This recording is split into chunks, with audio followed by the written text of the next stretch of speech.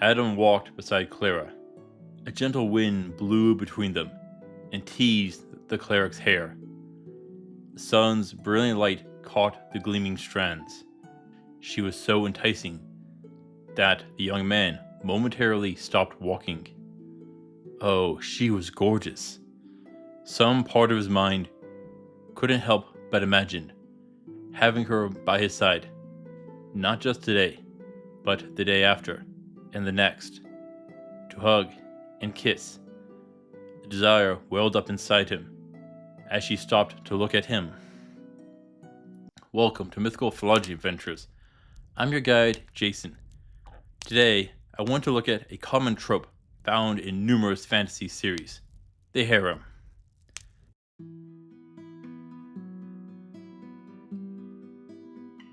I'm sure we all know what a harem is. One person with multiple romantic partners, either wives or concubines, and of course, slaves as well. The largest ones were over 500 women with one man, but there were accounts of women having harems as well, such as Princess Shanyin of China. They have been found across the world. The exact mechanisms vary from region to region and time to time. Often, a woman, usually the lord's mother or primary wife, would hold the highest position and oversee the harem. In some places, a eunuch or a castrated manservant was there to aid.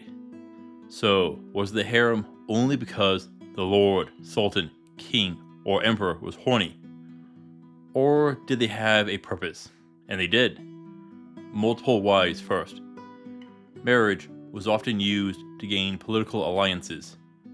Arranging your child to marry that of another noble to create ties which you can call upon when war looms. Often, just knowledge of these alliances could deter attackers. Yet, there is another benefit. Most stereotypes of harems basically show the women as sexual objects. Yet, this isn't the full picture. Often, the women in the harem could provide limited political influence. They could offer counsel and guidance to the lord, and in some cases, even give instructions and make policies. This was usually limited to who had those rights. Normally, the king's mother and primary wife. Now, having a daughter in the lord's harem could offer a few benefits to the family. For poor families, it could offer a form of wealth and comfort that they could never provide. Often, the girls were educated in various tasks. Poetry was a common one. There is an issue with the population to address. In wars, men were mostly sent to battle and died off. This would create imbalances in the population between men and women. Both harems and polygamy were a means to help correct that issue. But the harem had influences on the children. The collection of women could educate the young boys, who were often kept within the harem for a while.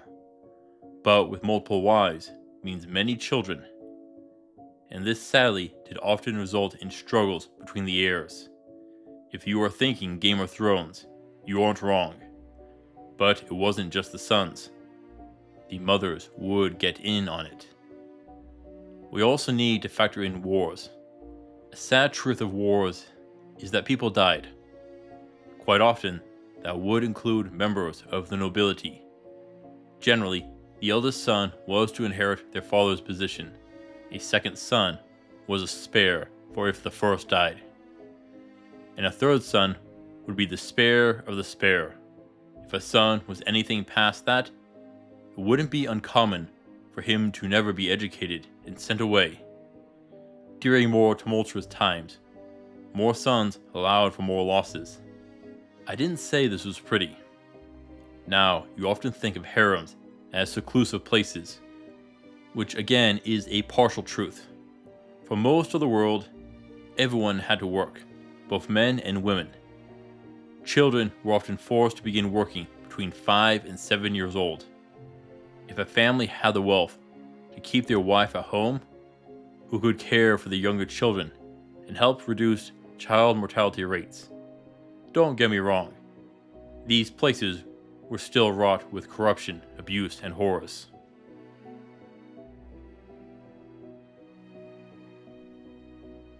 So, why is it so common for our hero to find themselves in a harem? This term is often used loosely here. Rather than dozens of wives, our hero has between 2 and 5 potential lovers. And there is a reason we see it so often. Well, a couple. First off, for most people, they want to feel desired. For the most part, it is men who have to chase after women.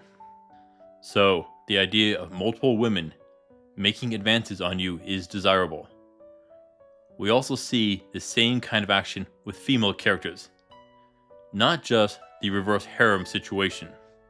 You see this constantly on the Hallmark Channel, in movies and books like 50 Shades of Grey or Twilight, where an unremarkable girl suddenly finds herself with the attention of some exceedingly rich and successive individuals, or more. Are these ideas bad? To be honest, no. Fantasy is fiction. It isn't real. We read books, play games, watch shows, and whatnot to escape our own lives. May they be boring, hectic, stressful, or whatever other adjective you choose to describe your life. Sometimes we want to get away. Be something we are not. Go places we can't. We need that. So, is it wrong? No. This provides a form of fulfillment, which we all need. Just be careful that your imagination does not usurp the priority of reality.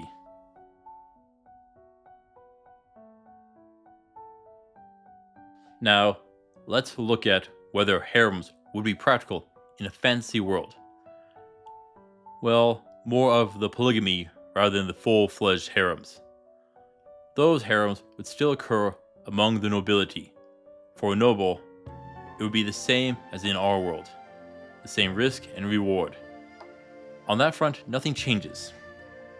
But would adventurers or commoners have harems?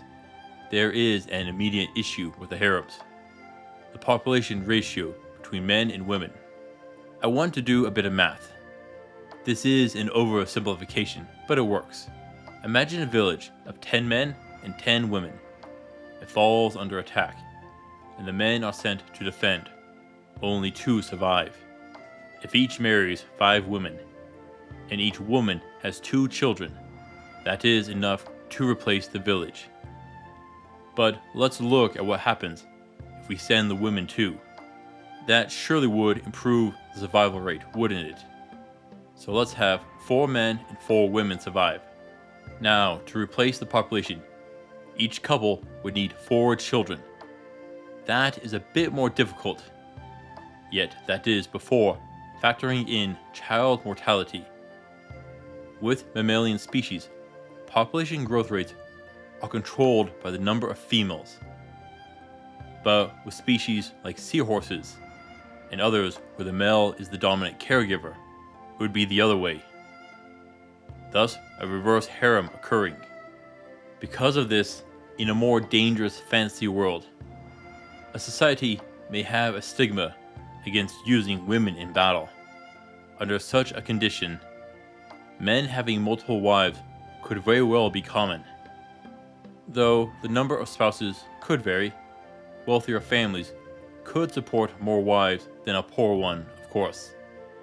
So, would our hero, an adventurer such as yourself, likely have female adventurers?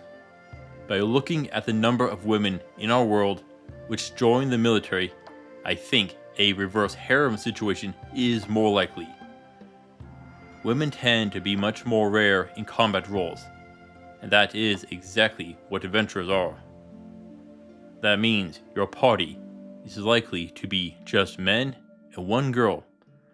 Of course, we are speaking of fantasy. What's wrong with stacking the deck a little bit for entertainment? I mean, this is all for fun, right? But what if the wives aren't adventurers? What if they are blacksmiths, alchemists, and so on? Suddenly, it becomes much more likely. In fact, it becomes the most likely. What is the likelihood of this happening? Would adventurers still land a harem? Well, that will depend on how adventurers are seen. In many series, adventurers are seen as hired thugs, mercenaries, and violent brutes. People of poor standing, which are only used to complete the dirty work that needs to be done and then shunned. Here, it may be less likely. Of course, a very wealthy adventurer might be an exception. Yet, we might be able to pick out who might join an adventurer's harem. First up, those who you have helped, rescued from dire straits. Those are obvious. A childhood friend would fall into a similar path. Shopkeepers? Maybe, if they frequently deal with adventurers. Traveling merchants are likely though, if the adventurer travels with them for long periods. Fellow adventurers would be very common too. Bonds forged in the most dangerous of times, flitting around death, a perfect place which could kindle such intense feelings. Overall, it could make the concept of dating much more complicated. Would you marry all of your wives at one time, or one by one? I would say the group marriage would be easier. Most likely, your wives would need to know each other prior to the wedding, and group dating would be an issue. Yet that brings up a major issue. We talked about infighting between wives in real-world harems, and that would definitely happen in a fantasy world. Marriage can already be difficult, and adding even more members into it, that sounds like a potential headache, and one most people would rather avoid, which could easily deter many from seeking multiple spouses. What do you think? Would you want it? Personally, I wouldn't.